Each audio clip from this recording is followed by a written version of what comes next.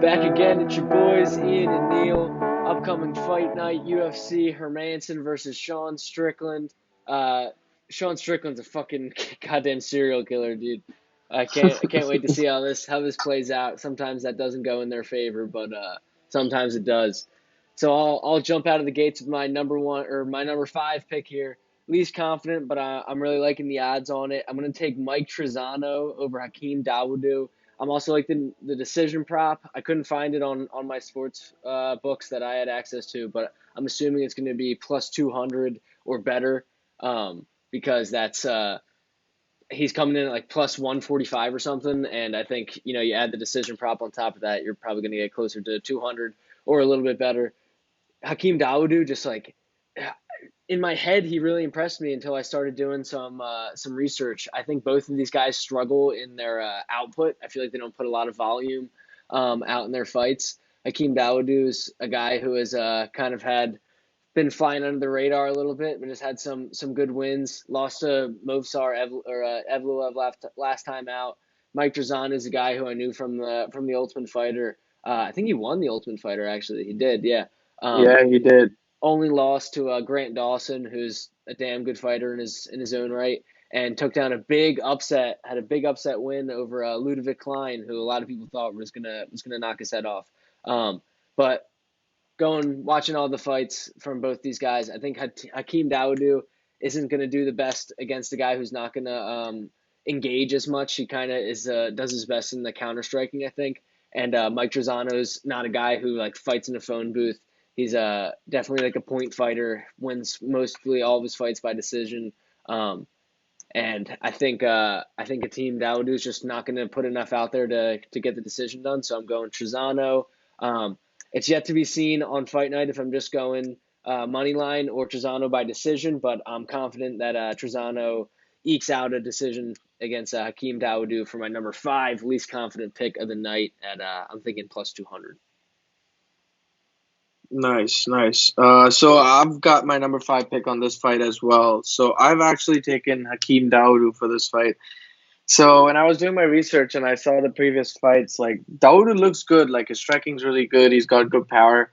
But you were right, like his volume's not that good. But like he's managed to scrape off a win like with everyone because he has a 2-to-1 striking advantage in like literally all of his wins. And he's got good striking defense as well.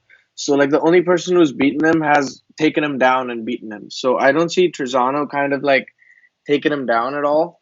So if it's up to the volume, yeah, you're right. Trezano has more volume. He throws more than Dawodu does, but I think Dawodu is like his striking defense is good. He's got that power advantage, and he throws more kicks. I think the kicks are going to be a big difference in this fight. So I think if Trezano's thrown one takedown in his whole career, so I don't see him throwing any. I don't see him going for the legs or taking him down. So if the fight stays standing, I like Dawodu. So like I've got Dawodu money line at minus 185 right now as my least confident pick. Yeah, definitely close to a pick 'em for me. I just edged it on Trezano in the value And Trezano. on the underdog money, but definitely close to a pick 'em in my eyes. All right, trudging on here, I got Danilo Marquez over the newcomer Jailton Almeida, another guy who I think a lot of people are going to be putting some money on because he's had some impressive finishes in his past. But I like Danilo Marquez at plus 280. I think that's a kind of disrespectful line for a guy who's had some good success in the UFC. He had a loss to Kennedy and Zekuchu, but he was doing pretty good in it until Kennedy kind of took He was control. dominating. Yeah, as Kennedy does, kind of loses most of the fight and then finds a way to win in the end.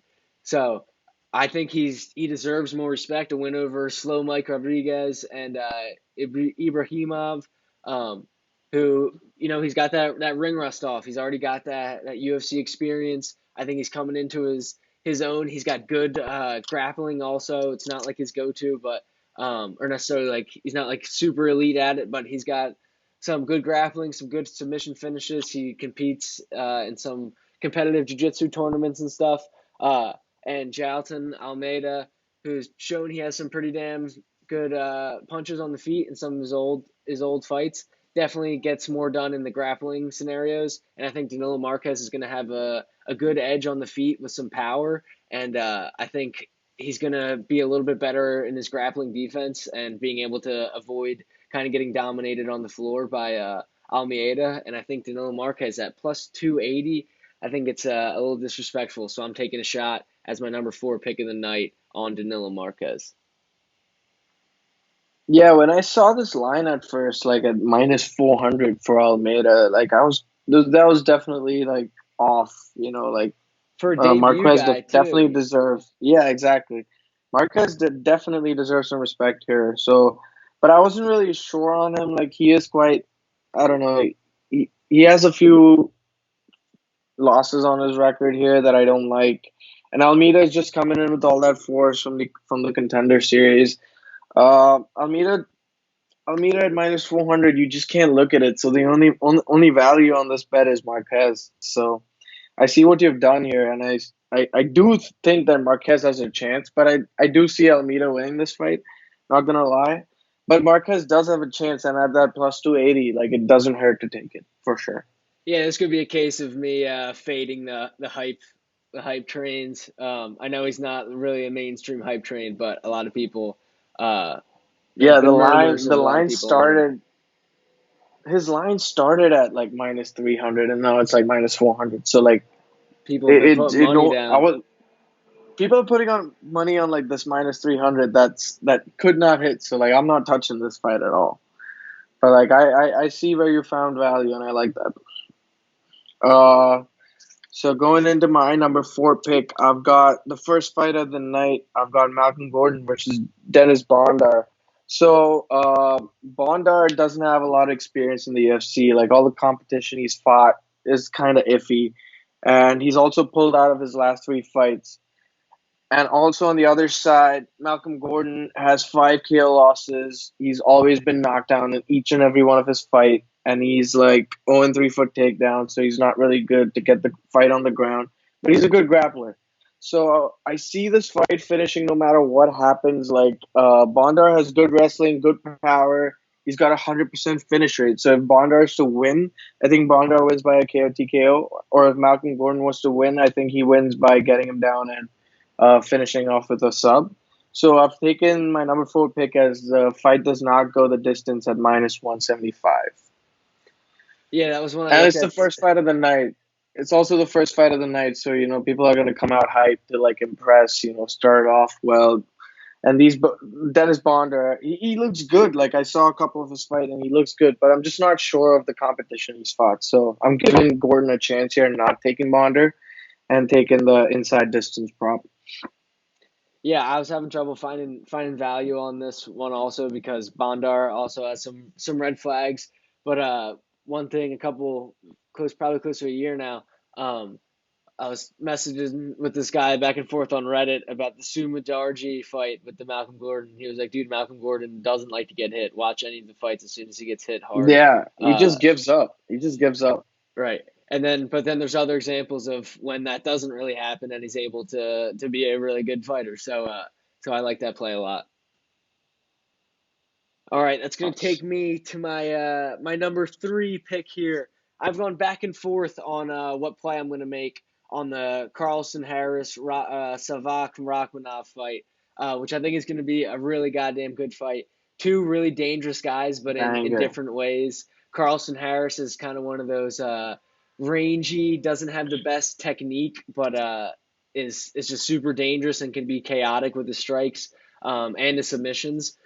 Just finds finishes and scrambles and in the chaos. Where Rachmanov has that Kazakh made of wood. I say it all the time. They're just like made of stone. Yep. And those guys, he's shown that he has good wrestling. Sometimes those guys have holes in their wrestling. I think his grappling has shown that he has pretty good grappling. Not really a threat for any submissions like Carlson Harris would be, but a threat to defend takedowns and maybe land some ground and pound if you give him the opportunities. But he was coming in at minus 250, and that made me look a little bit at the fight to go over 1.5 rounds at minus 134, which I think can genuinely Ooh, be a good play. Carlson Harris is dangerous as hell, but especially in the earlier rounds where Rachmanov I think has the chin and the cardio to and boxing To defense last. Yeah. to last through those kind of dangerous flurries that Harris will put out in the first rounds. And I think because of those flurries, Rachmanov might catch him with a cold counter and knock him out. But I think because of those flurries, Rachmanov's not going to find his domination or his openings until the later rounds. But so I like Rachmanov, but I think the better value here is that the fight's going to go over a round and a half at minus 134. So I'm going to take that as my number 3 pick of the night. Yeah, that's a great pick. I didn't find any value on that because I was a little bit more on Rachmanov than I was on Harris. So like minus 240 is too high for me to take, and I think the fight I definitely agree with everything you said on Harris as well. Like he's damn awkward. It's gonna be hard for Rachmanov, to get his striking going against him, and he's definitely gonna get hit a couple times, but he's not gonna knock him out. So I definitely like that bet. I'm gonna take it as well. But I see Rachmanov winning a decision here. This is gonna be his first decision win. I think he's won all 14 by knockout or submission. Wow, I didn't realize that. So I was going to say that was kind of my thinking too with the over a round and a half. I felt like if it got over a round and a half, Rachmanov was going to win, whether a KO or by decision, uh, at minus 134. But I thought that was good Yeah. value. But Rachmanov by decision is plus 300, which Ooh, I yeah, think you could definitely that's sprinkle another something play. on with Carlson Harris's kind of crazy style. I like that a lot. All right, for my number 3 pick, I've gone for what should have been the Ultimate Fighter final. I've got Trayshawn Gore against Brian Battle. So I took Trayshawn Gore really early. I took him like last week, and I got him at minus 128. So, or 138. Sorry, I got him at minus 138. So I was kind of happy with that. And when I watched the whole Ultimate Fighter, and Trayshawn was really impressive, man. Like his power, his striking, his volume's kind of low, but like he looks really good. Even though he doesn't have that much experience, he fought some decent guys on the Contender Series, and he proved himself. Like I was gonna bet on him against Battle when he fought during the Contender Series as well. So means you couldn't bet on it, but like I was gonna predict that Trayshawn was gonna be the champ, but he didn't get the chance. So here's our chance. Trayshawn's coming back from an injury that's kind of concerning, but I don't see. I saw Battle getting hit a lot against Urbina in the first round. Like his striking defense was damn like super low, and I see Trayshawn just picking him apart. I'm not sure about the finish because I know Trayshawn has power, but I don't. He doesn't have too many finishes on his record. So I've taken Trayshawn by money line at minus 138. I'm pretty sure it's at minus 175 now. So I don't know if people still want to take it, but I think it still has some value at minus 175. But 138, I had to take it. Yeah, I'm seeing on my book right now it says minus 167. But I like that whole breakdown too. Brian Battle, a dude like you said, got hit a good amount, has a lot of skills, but definitely got hit a decent amount. And I think Trayshawn Gore's striking defense is really good. I think his like has really good like distance. Definitely. He keeps like his lead hand out to kind of keep in the range. And he keeps a good high guard. Urbina threw a lot of strikes, but none of them really connected very good because he was just using that distance so good. Gore was using the distance so good. Exactly.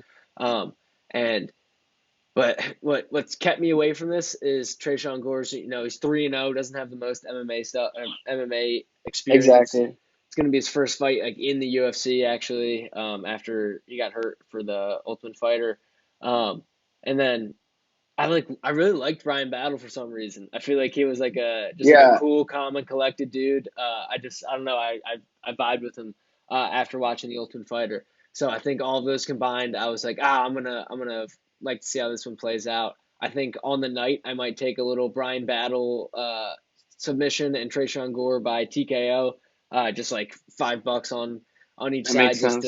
just to see how it plays out. But Yeah, and definitely if gonna you be a want to good go fight, I think. battle, you should just if you want to go battle, you just wait it out till the last minute because like the line's just moving all the way to Trayshawn right now. I would agree. Yep. All right, that's gonna parlay me into my fourth and fifth pick because I put it in a parlay together. I couldn't find too many other, confident ones I could throw in a parlay to make it a 4 and 5 pick here. But I like Julian Erosa and Brendan Allen in a parlay here. Julian Erosa's fighting, who the hell is Erosa fighting? Steven Peterson. So Steven Peterson's a guy who's kind of like that old school, just one of the wrestling white dudes who's got a good chin, not the most technique, really good or better than average gas tank, and some good wrestling and decent striking. Where I think Julian Erosa has legitimate, really good MMA skills. A guy who goes under the radar.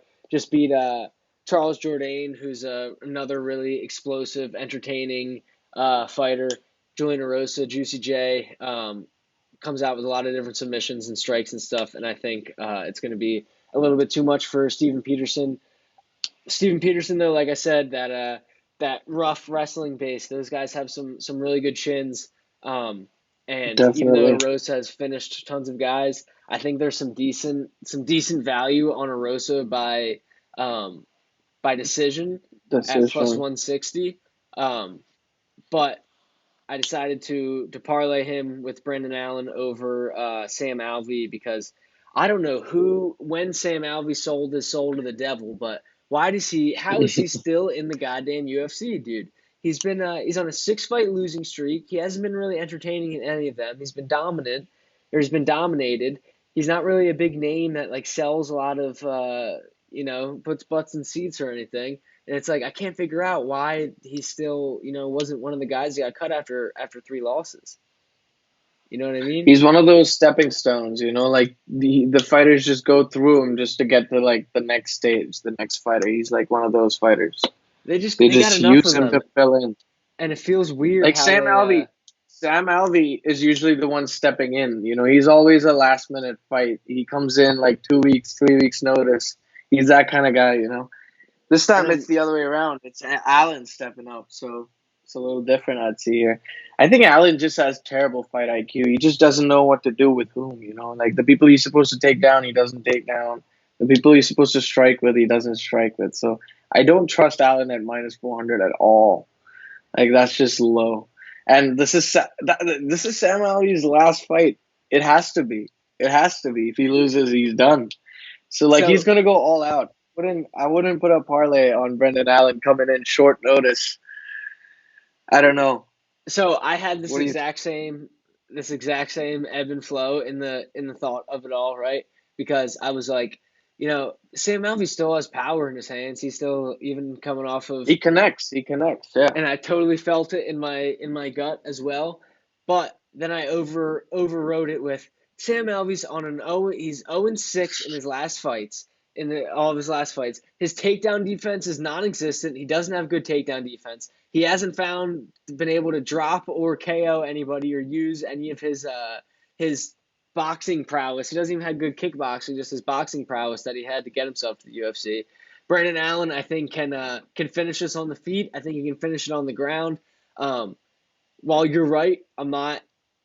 While I wouldn't be my most confident guy in the world, Chris Curtis shows that he's not to be fucked with on the feet, Nope. and he's a good wrestler too. Then he beat Punahele Soriano, who's got really good strikes, and Carl Roberson. So I talked myself off the cliff of not feeling confident about the Brandon Allen, and even so, come fight night, I might change it to a Julian Erosa maybe by decision and Brandon Allen by submission, not in a parlay. Split them up, put a less units on it, and try to find one more Definitely. play to find a money line or kind of a parlay, um, just to hope for through the night.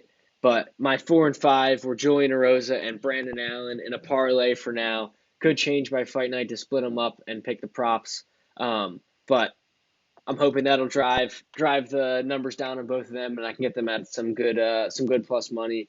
Nothing crazy, but probably plus 170 or something like that. That's fair. That's fair. I'll give you a parlay piece for this one. I found a good one that I need. I found a good parlay piece that I need to match it up. like I just have one, so you can use that one. So I've got Sean. I'll go with my number two and number one first. So let's go with my number two. I've got Witt versus Phil Rowe. I've got Phil Rowe inside distance at plus money. So my basically the breakdown of this fight started with like Phil Rowe is 4 years younger. He has a 5 inch height advantage. He has a 10 inch reach advantage.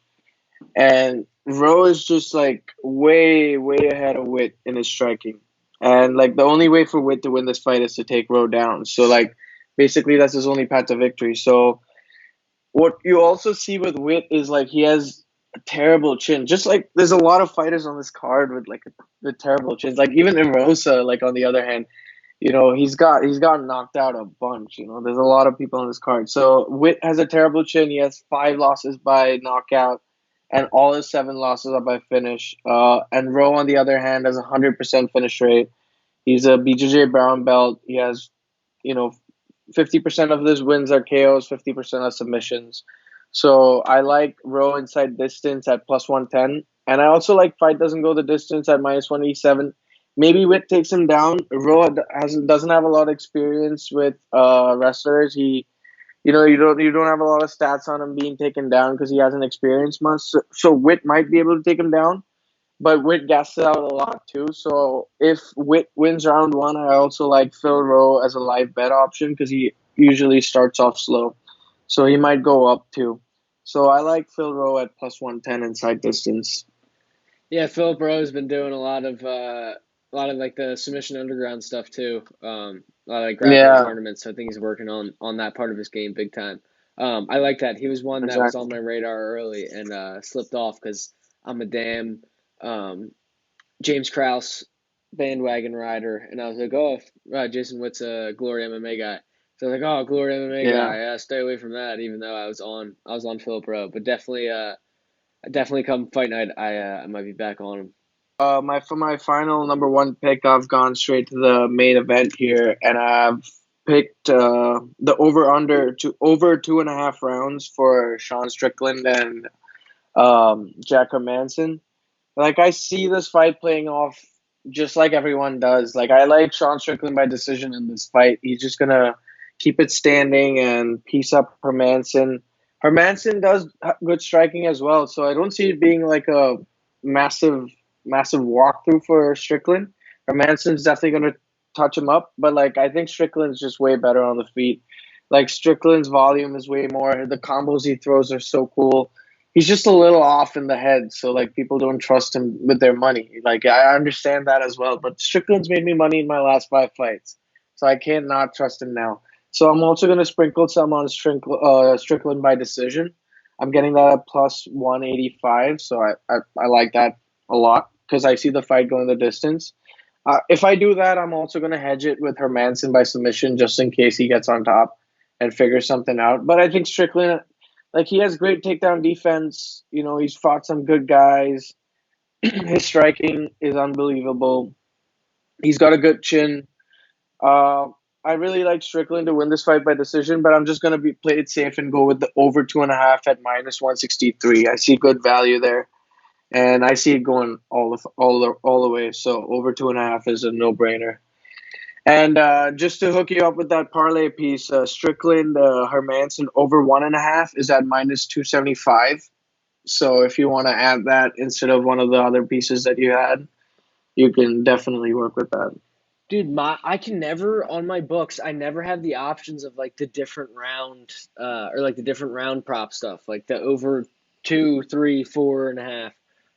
I only get like the So one, so I was looking for that. I think on FanDuel you can get fight doesn't start round three. Maybe it's not as good as it is at over 1.5, or like fight doesn't start round three, fight doesn't start round two. You'll get those on FanDuel for sure.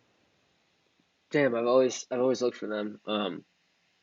Because yeah, this was exactly like you said. The mental case of Sean Strickland made me wary of betting on this fight because I think his best uh, attribute for this one is going to be his gas tank. I think Sean Strickland has really good cardio. He's shown that he can like Definitely. Yeah, he can throw I didn't mention strikes that. and be in it for 5 rounds, mixing some wrestling and not have it really destroy his gas tank. Um, and Jack Hermansson, I think, has shown that he has times that he's had has gassed out. Marvin Vettori fight Definitely. showed that definitely got weaker in those later rounds. But like you said, he's always a submission threat. So I think I've talked myself back into um, be riding Sean Strickland again, even though I had got caught some red flags, just about maybe he goes in too crazy. I don't know if you've seen the clip of when he did some competitive submission tournament recently, and like he just turns around and like gives the guy his back, and the guy jumps on and chokes him out immediately as like he's standing Chokes him up. out. It's Yeah, I like, you saw that. idiot! Like, don't try to be an Yeah. entertainer. You're too high up in the rankings now to get like a real shot. Like, go in and handle business, and then say some weird, creepy shit on the mic afterwards, and just do it then. So I'm back on it. I'm back on the Sean Strickland train, baby. Just handle business, be a professional, and then say your serial killer shit at the end when you already made us some money. I think that's what he's gonna do in the ring. He's just outperformed everyone he's gone in the ring with. So yeah, I saw that video, the Underground video, and it doesn't help. But like, I don't see him doing anything like that tomorrow in the cage. Another week down, Hermansson and Strickland this weekend. Starting 2022 off with some money in our pockets. Like, comment, subscribe if you're still with us. Leave them some good bets. Hopefully you got some good bets off us. Till next week. See you later. Doctor, stop it! Doctor, stop it! Doctor, stop it! You're telling Doctor, stop it!